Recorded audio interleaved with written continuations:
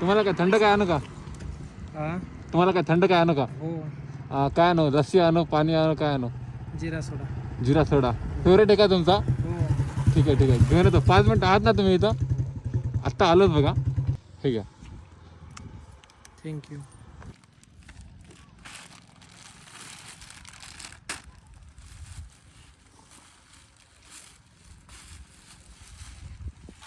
Thank you.